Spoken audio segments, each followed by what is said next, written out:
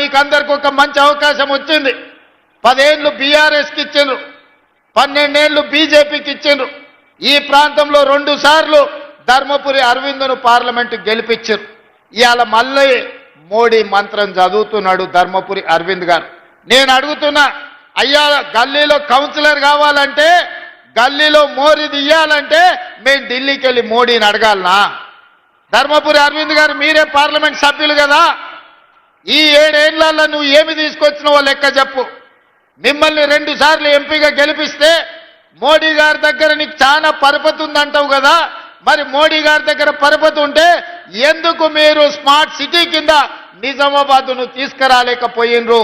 95 సంవత్సరాల మున్సిపాలిటీకి ఒక స్మార్ట్ సిటీగా మీరు మోడీ దగ్గర సాధించలేకపోయినరు. మీ పరపతి ఉపయోగపడలేదంటే మళ్ళీ కార్పొరేటర్లుగా బీజేపీ వాళ్ళని ఎందుకు గెలిపించాలి అని చెప్పి ఈరోజు ధర్మపురి అరవింద్ గారిని నేను అడుగుతున్నా.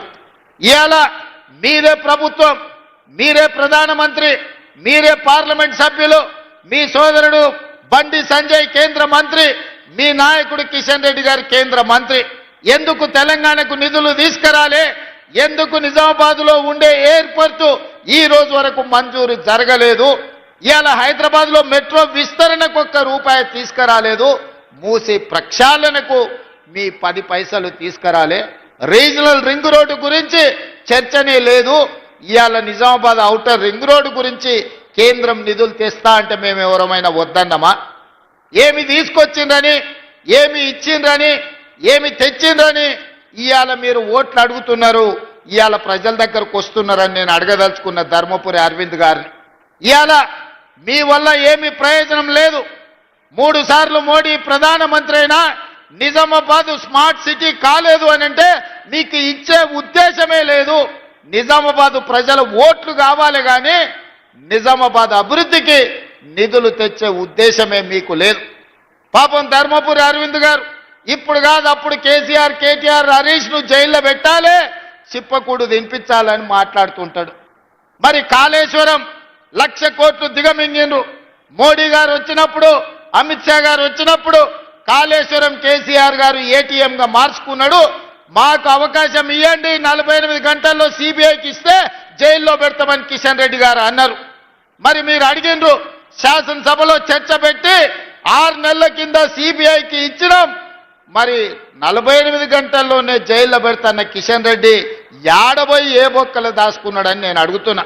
ఎందుకు కాళేశ్వరంలో 1,00,000 కోట్లు మింగిన కేసీఆర్, హరీష్ను బీజేపీ వాళ్ళు మరి బొక్కలేయకుండా చెర్లపల్లి జైల్లో పెట్టి చిప్పకూడు పెట్టకుంటే ఎవరు కాపాడుతున్నారు? ఇవాళ కేటీఆర్ను జైల్లో పెట్టాలని అరవింద్ గారు అంటున్నారు. అందుకే ఫార్ములా ఈ రేస్ కేసు కట్టి అరెస్టులు చేయమని కేంద్ర ప్రభుత్వానికి పంపిస్తే ఆ ఫైలు మోడీ గారి ఆఫీసులో మూలకు అడ్డది. మరి ధర్మపురి అరవింద్ గారికి బాధ్యత లేదా? ఎందుకు అరవింద్ గారు మాట్లాడతలేరు? ఈ వేదిక మీద నుంచి ధర్మపురి అరవింద్ గారిని నేను ప్రశ్నిస్తున్నా. మీ కిషన్ రెడ్డి గారు ఏ రకంగా కేసీఆర్ని కాపాడుతున్నాడో మీకు కనిపిస్తలేదా?